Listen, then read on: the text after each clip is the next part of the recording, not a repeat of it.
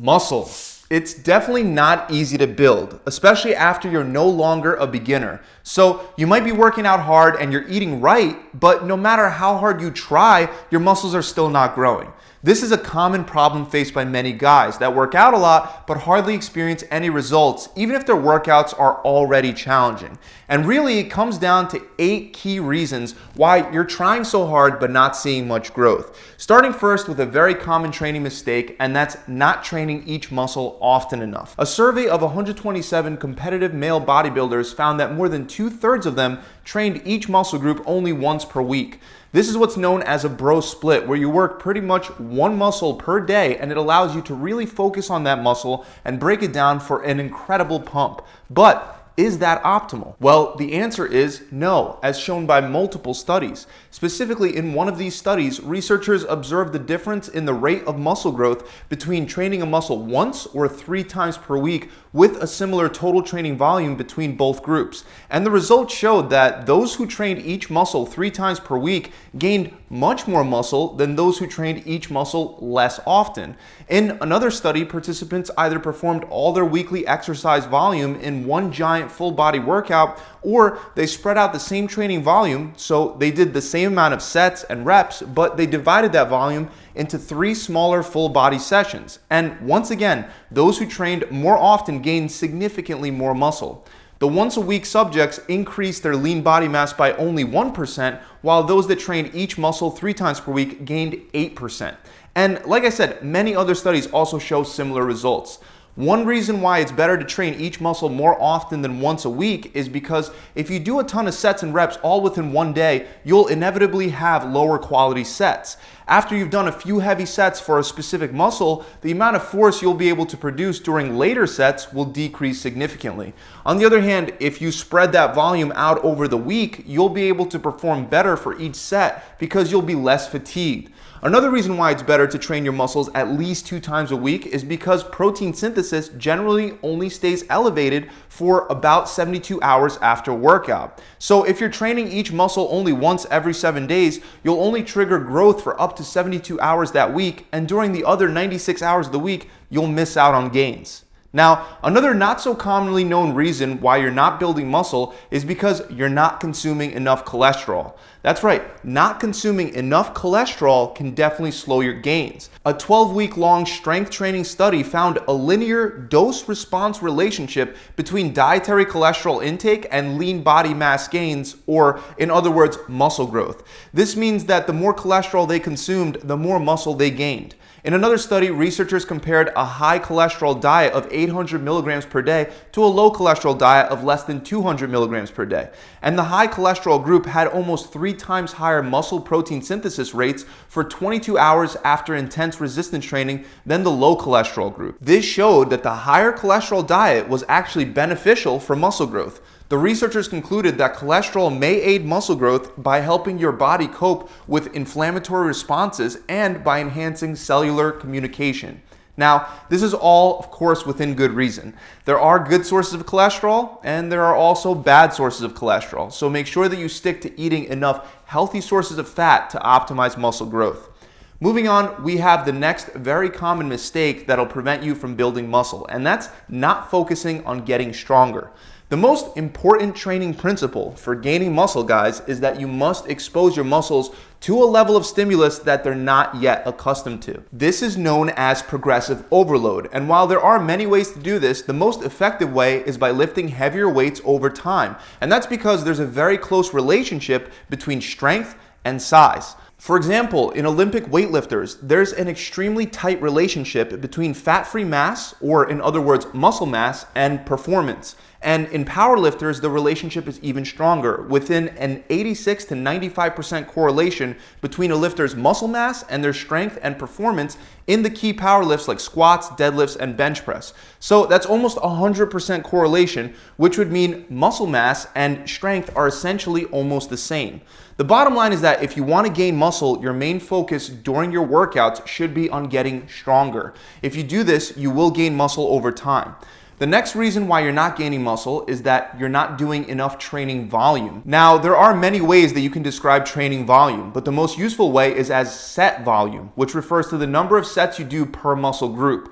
If you're not gaining muscle, it may be because you're not doing enough training volume, since there's a clear dose-response relationship between training volume and muscle growth. This means that the more volume you do, the more you grow. We can see this in a meta-analysis that found that doing multiple sets per exercise led to 40% more muscle growth than doing only one set per exercise. The study also found that doing 4 to 6 sets per exercise was superior to 2 to 3 sets, and 2 to 3 sets was better, of course, than only doing one set.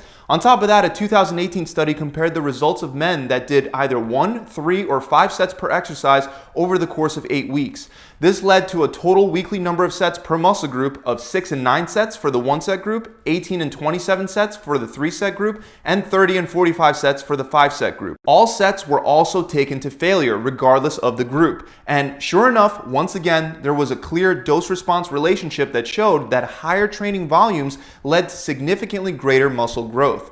The researchers concluded that muscle hypertrophy follows a dose-response relationship with increasingly greater gains achieved with higher training volumes. Now, it's important to note that more isn't always better. If you don't recover well from your workouts, you can start overreaching or even end up in an overtrained state, which hurts your progress rather than helps it. However, it is beneficial to raise training volume slightly over time, especially if your progress has started to stall. As a rule of thumb, if you recover well between your workouts but you're not making any gains, try to slightly increase your training volume.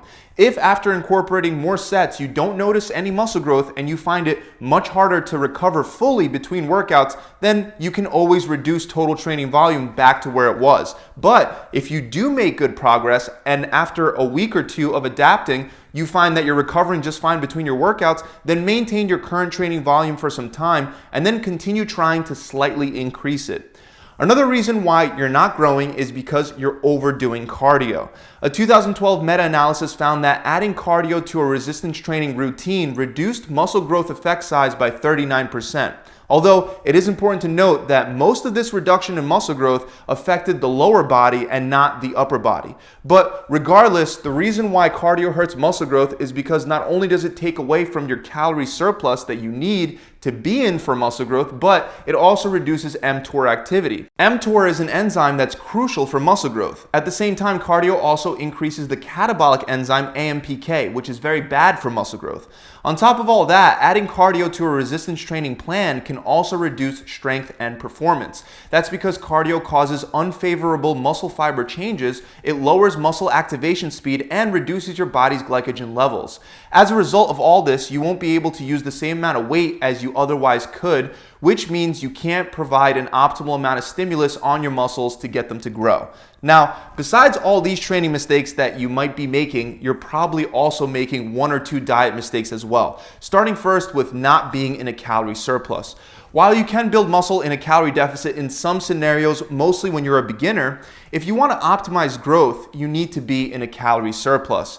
Being in a surplus is beneficial because it triggers physiological changes that aid muscle growth. Examples of this include raising testosterone and IGF-1 levels while simultaneously lowering cortisol. These changes to your hormones increase muscle protein synthesis while reducing muscle protein breakdown, which simply means that it stimulates muscle growth. Now, it's important to keep in mind that a larger calorie surplus isn't always better. For example, I've mentioned in the past that there was a 12-week study that compared muscle and strength gains among athletes who ate either a small calorie surplus or a much larger one with 600 extra calories. While both approaches cause the same amount of strength and muscle growth, those who ate a small surplus packed on 5 times less fat than those who ate an extra 600 calories. The point is that you only need a small calorie surplus to optimize muscle growth. Anything above that doesn't seem to cause faster growth, and instead it only causes excessive fat gain. As a rule of thumb, a small calorie surplus of around 4 to 8% above maintenance is a great way to stay lean while bulking. Another diet-related reason why you're not growing is that you're not getting enough protein. As most of you already know, protein is crucial for muscle growth. That's because the amino acids found in the food you eat end up being used as building blocks for your muscles. To be more specific, muscle growth occurs when more amino acids are built up within a muscle than the amount that gets broken down on a daily basis. If that happens, your muscles are in a positive nitrogen balance, which leads to growth. However, to get your muscles into this state requires that you eat enough protein. But how much exactly is enough? Well, according to a 2008 meta-analysis, the answer is at least 1.6 grams of protein per kilogram of body weight per day. This works out to about 0.73 to 0.8 grams of protein per pound of body weight. So if you weigh 176 pounds, that means you need to be getting at least 128 grams of protein per day. That'll allow you to maximize all the muscle building benefits of protein. Now, even though you're welcome to eat more than that if you want, it won't have any added benefits. Finally, moving back to the quality of your workouts, another issue you might be running into is you're not training through a full range of motion. Research shows that you'll get better gains if you train through a full range of motion. For example, one study randomly divided 17 male students into two groups. Group number 1 did deep squats 3 times per week for 12 weeks. Group number 2 followed the same exact routine, except they only squatted through a partial range of motion. And the results showed that the deep squat group gained much more muscle on the quads than the group going for partials. In fact, as you can see in the image, the shallow squatters even lost muscle at some quad sites, indicating that a full range of motion is by far superior. Other studies also show similar results. But you might be wondering, what about going through a full range of motion helps you build more muscle? Well, first of all, it produces a higher level of muscle activation. The second thing is that different portions of a movement emphasize different parts of your muscles. So you might miss out on stimulating all parts of a specific muscle if you go for partial reps. On top of that, overloading muscles in their stretch position, which is something that you do with full range of motion exercises, that seems to be particularly important for muscle growth because it stimulates muscle hypertrophy by influencing the sarcomeres within your muscles in a way that increases a muscle's length, allowing for greater muscle building potential. So that about wraps it up, guys. I really hope that you enjoyed this video. If you have, make sure you subscribe to the channel. And if you're looking for a simplified approach to burning fat or building muscle that's streamlined and comes with a full workout plan, a video exercise library, a customizable diet plan, a recipe book, and an accountability coach to help guide you through the whole process, visit my website where you can get all of this for free just by putting your best foot forward and sticking to the plan. To find out more, click the link in the description below, or you can visit my website directly at gravitytransformation.com. I'll see you guys soon.